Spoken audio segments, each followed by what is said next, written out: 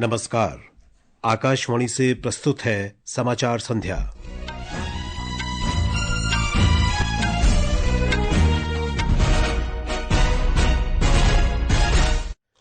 छत्तीसगढ़ में आज दो अलग अलग मुठभेड़ों में 30 माओवादी मारे गए। केंद्रीय गृह मंत्री अमित शाह ने इसे नक्सल मुक्त भारत की दिशा में एक और बड़ा कदम बताया। रक्षा मंत्रालय ने सैन्य और वायु रक्षा उपकरणों की खरीद के लिए 54,000 करोड़ रुपए के सौदे को मंजूरी दी। प्रस्तावित परिसीमन मुद्दे पर डीएमके के विरोध के बीच संसद में हंगामा। ईपीएफओ ने इस साल जनवरी में 17,89,000 सदस्य जोड़े और खेलो इंडिया पैरा गेम्स के दूसरे संस्करण का आज नई दिल्ली में हुआ शुभारंभ।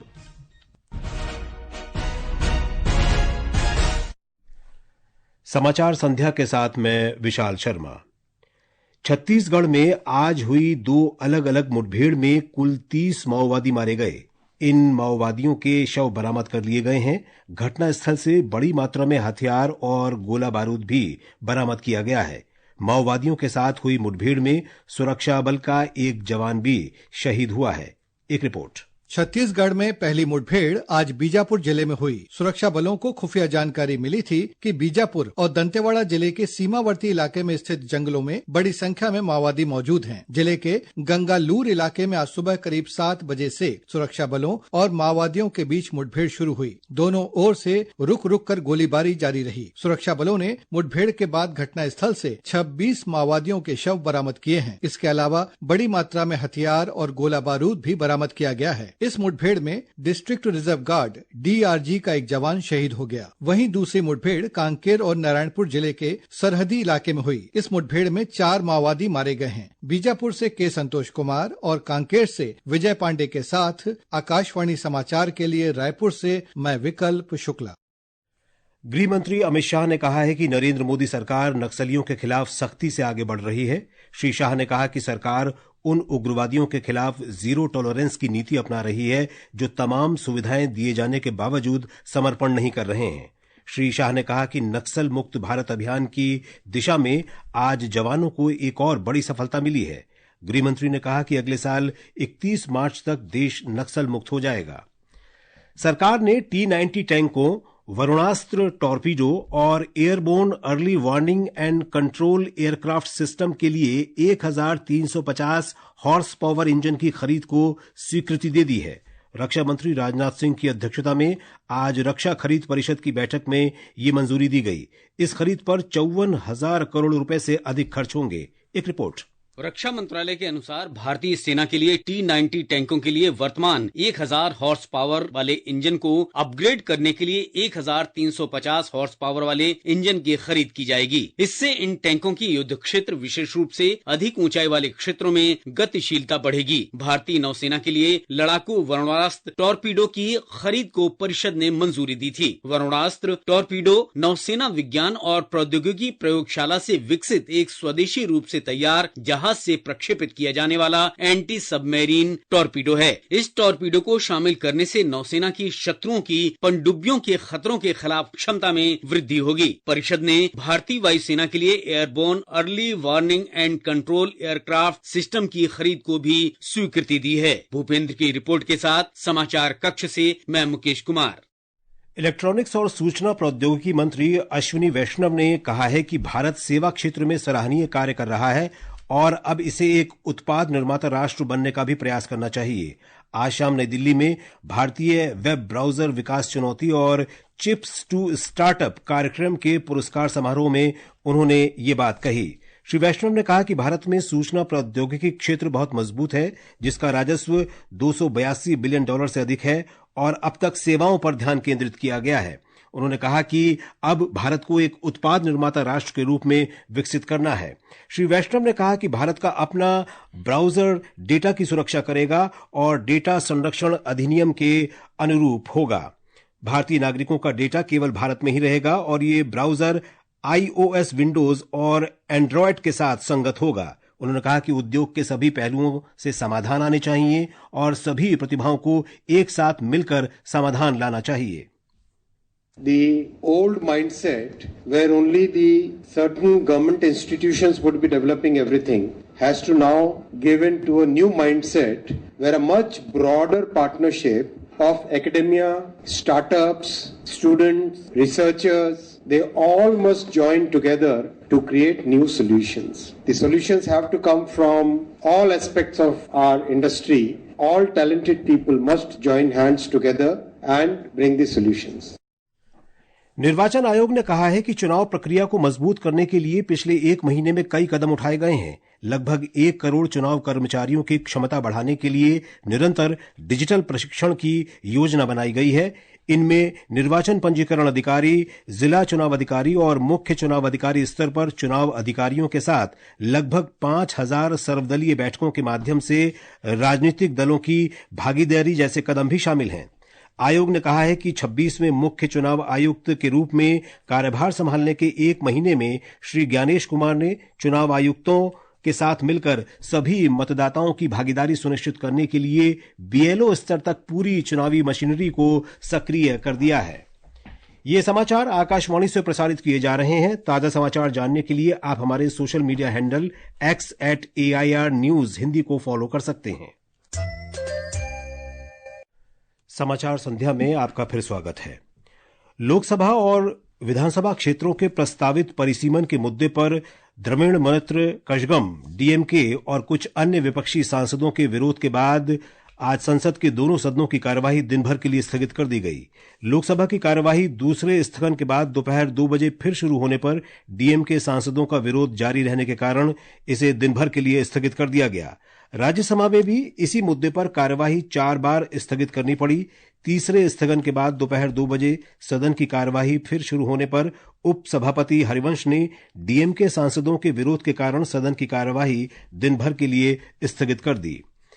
केंद्रीय नागरिक उड्डयन मंत्री किंजरापू राममोहन नायडू ने कहा है कि पिछले 1 साल में 4 हेलीपोर्ट सहित कुल 12 हवाई अड्डे चालू हो गए हैं। आज लोकसभा में एक जवाब में श्री नायडू ने कहा कि देश में वर्तमान में 71 एयर कार्गो सुविधाएं हैं, जिनमें से 49 हवाई अड्डे एयर कार्गो टर्मिनलों से सुसज्जित हैं। सरकार ने 5 लाख से अधिक किसानों को लाभ पहुंचाने के लिए खाद्य प्रसंस्करण क्षेत्र से जुड़ी अपनी विभिन्न योजनाओं के अंतर्गत 1,100 से अधिक बुनियादी ढांचा परियोजनाओं को मंजूरी दी है। खाद्य प्रसंस्करण उद्योग राज्य मंत्री रवनीत सिंह ने आज लोकसभा में एक लिखित जवाब में ये जानकारी दी। भारतीय जनता पार्टी ने अपने सांसदों को व्हिप जारी कर कल लोकसभा में उपस्थित रहने का निर्देश दिया है। सदन में केंद्रीय बजट के संबंध में विभिन्न मंत्रालयों की अनुदान मांगों पर मतदान की संभावना को देखते हुए व्हिप जारी किया गया है। पंजाब से हरियाणा जाने वाले शंभू रोड को एक तरफ से हल्के वाहनों के लिए आज खोल दिया गया। इससे पहले कल शाम पंजाब में हरियाणा के साथ शंभू और खनौरी जांच चौकियों से प्रदर्शनकारी किसानों को शांतिपूर्वक हटा दिया गया था। इसके अलावा इन स्थानों पर किसानों के अस्थायी ढांचों को भी हटाया जा चुका है। डिप्टी कमिश्नर प्रीति यादव और पटियाला के वरिष्ठ पुलिस अधीक्षक डॉक्टर नानक सिंह ने अंबाला के अपने समकक्षों के साथ एक ऑनलाइन बैठक करके यातायात की पूर्ण बहाली पर चर्चा भी की है। श्रीमती यादव ने कहा कि पंजाब से हरियाणा जाने वाली सड़क से रुकावटें हटा दी गई हैं और हरियाणा भी जल्द ही यातायात के मुक्त प्रवाह को बहाल कर देगा। भारतीय राष्ट्रीय राजमार्ग प्राधिकरण शंभू चेक पॉइंट के पास सभी पुलों का निरीक्षण भी कर रही है और इसकी मंजूरी के बाद जल्दी ही भारी वाहनों को भी अनुमति दे दी जाएगी। राजेश बाली, आकाशवाणी समाचार, जलंधर।